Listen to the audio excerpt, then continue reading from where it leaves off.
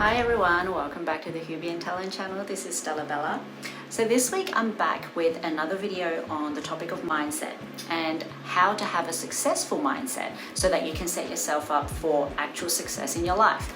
Now this topic is actually quite important to me because there are a lot of people that I know, and when I first started out in business and when I was younger as well, our mindset and the way we think and the way we handle situations, that is usually the biggest obstacle in us achieving success. So today I wanted to talk about some of the things that you should be doing and some of the mindset changes that you should be making so that you are creating more of a path for yourself, both mentally and physically, so that you can achieve success in future. Straight into it with number one. Don't focus on what you're doing, but focus on why you're doing it. So a lot of us tend to focus a lot on the day-to-day life. So the 9-to-5 grind, having to go to work every single day, be stuck in traffic, or if you've got a particularly tedious kind of job, it might drive you insane just thinking about having to go there and deal with the routine every single day. But instead of focusing on the negatives of that, focus more on the reasons why you're doing it. So yes, work might be stressful currently, it might be really busy, or it might be really boring. But if you're working in order to save up for a house, for example, focus on that goal. Focus on imagining yourself in that house in the end, swimming in the backyard pool, or being able to play games with your children in the family room that you're going to build. A lot of successful people rely on visualization to get them through the harder times, to be able to achieve their goals. And by being able to visualize their goals and actually imagining themselves living that dream life, it actually leads them to achieve that dream life a lot quicker.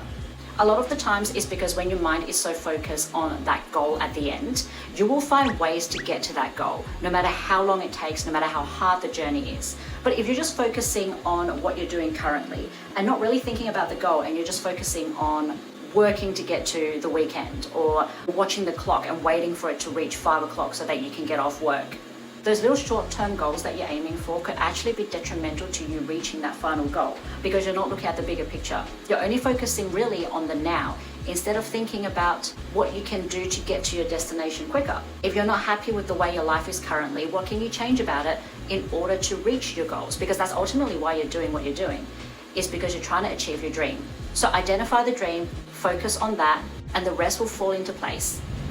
Okay, number two. Learn to self-reflect, self-assess, and being able to assess the mistakes that you've made in the past in a constructive way. So I'm not talking about sitting there and being really down on yourself and having some negative self-talk about things that you can't change. So don't look in the mirror and call yourself stupid and ugly or anything like that.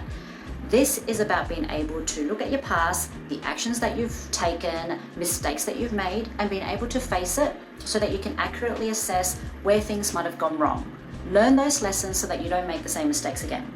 A lot of us tend to be very scared to face our past and to admit to mistakes that we've made. Those mistakes have already been made, regardless of whether we like that or not. Refusing to look at it, refusing to admit to it, and owning up to your mistakes means that chances are you're going to make those mistakes again. And who wants to do that? Who wants to actually relive all that stress that we've already been through to make those mistakes, only to do it again, right? And the only way we can prevent ourselves from doing that is to actually take the time to look back on those mistakes, be honest with ourselves, and own up to them. Because everybody makes mistakes, and it's okay that we've made that mistake. What's not okay is allowing ourselves to do it again and again and again because we refuse to face it. So it's important that when we're assessing the past, not to dwell on it by any means, but to just look at it objectively and think about the things that we can do to either fix the mistakes that we've made or in future prevent ourselves from doing it again. And at the end of that reflection, it's important to come up with an actionable plan. So rather than just think about it, feel bad about it, and then do nothing, it's important to actually identify what needs to be done going forward, whether it's a change in mindset that we have to do or a change in habits that we need to start right now to ensure that in future, if something similar comes up, we'll take a different approach or we'll take a different plan of action to make sure we don't make those same mistakes again. Number three, surround yourself with quality people.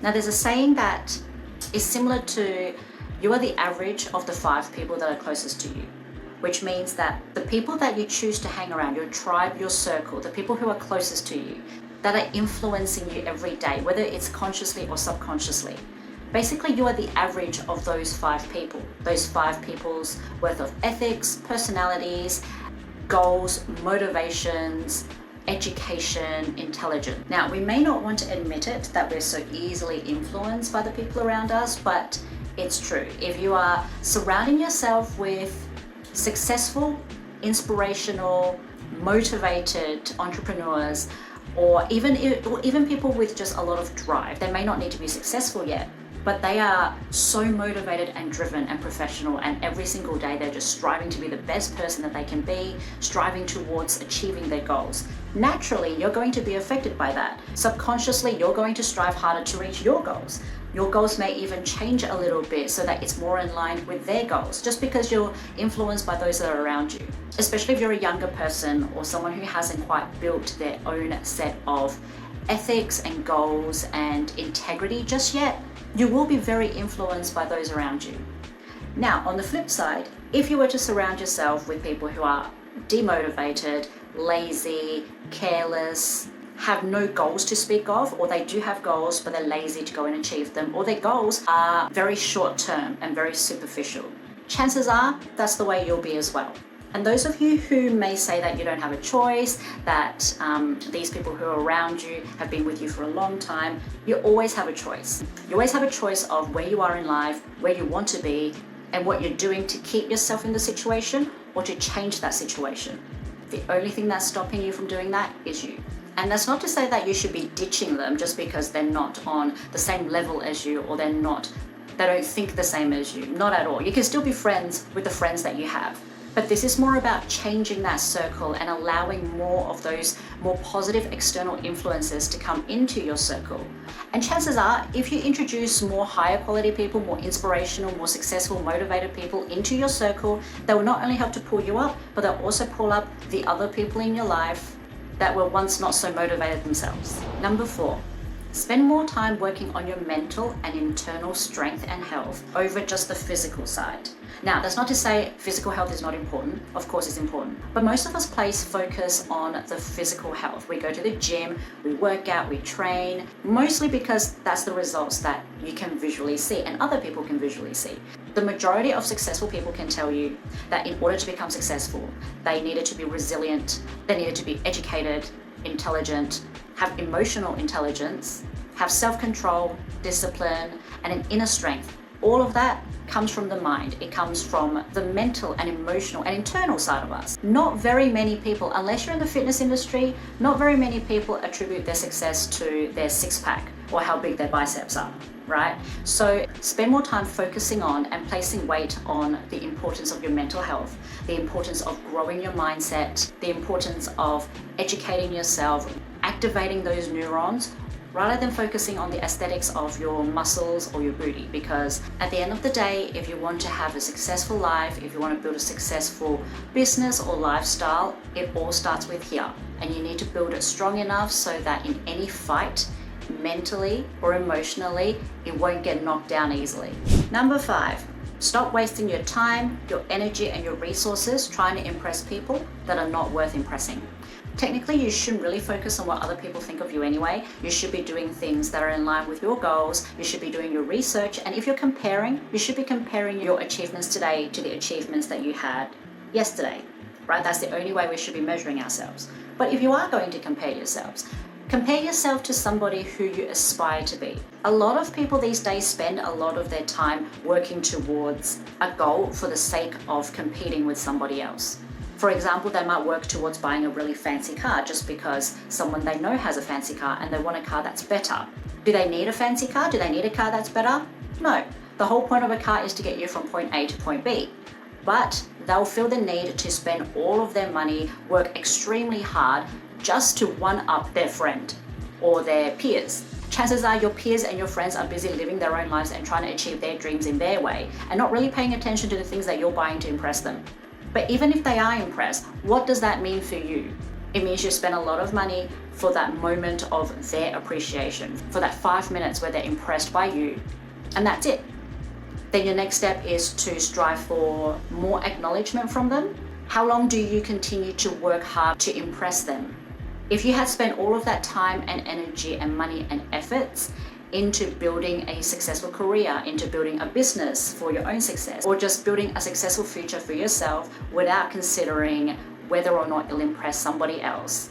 You may actually be a lot closer to achieving the life that you want rather than achieving the life that they want. Last but not least, number 6, practicing gratitude. There's nothing more infuriating than listening to somebody talk about all the things that they don't have in life, but they don't talk about the things that they do have.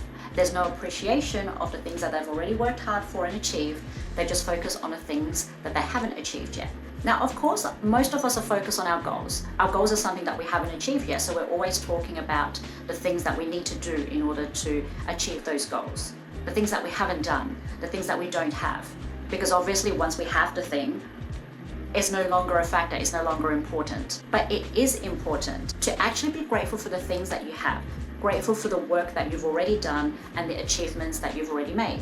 If you're always focusing on what you don't have, and you're always focusing on just being FOMO, the fear of missing out, if you're always just focused on that, you'll never actually be happy, and you'll never actually realize how successful you are already. You'll always feel like a failure because whatever you have, it's not enough. So it is important to sit down and think about all the things that you have in life already, the hard work that you've already done and the achievements that you've already made, and be grateful for that. Being successful is not about being the best at anything or having everything. All of that is subjective anyway. The best of something to you might not be the best of something to me. Ultimately, all of us want to have a successful life because we feel that's what's going to make us happy.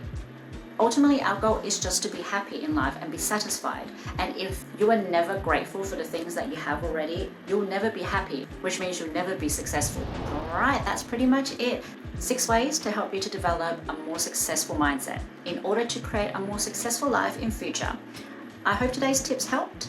Like I said, it is very important to work on your mind and to retrain those thought processes and shake off those bad habits if you want to build a life of success. But take your time and be patient. It is hard to try to retrain your brain and your mind to think in a different way. But as long as you keep at it a little bit every single day, you'll start to feel a lot stronger mentally, and you'll feel a lot more resilient when you come across different issues and different obstacles in life that might try to stop you from your path to success. So keep at it, and if you've got any comments or questions, please make sure to leave it down below. And as per usual, make sure to click like, subscribe and follow on our social media and our channels. We've got a lot more amazing content and tips coming up for you. And please follow me on social media as well. My Instagram, Facebook and TikTok is stellabella.au, and I would love to hear from you. I hope you all have a wonderful and successful week, and I look forward to speaking with you all soon. Bye.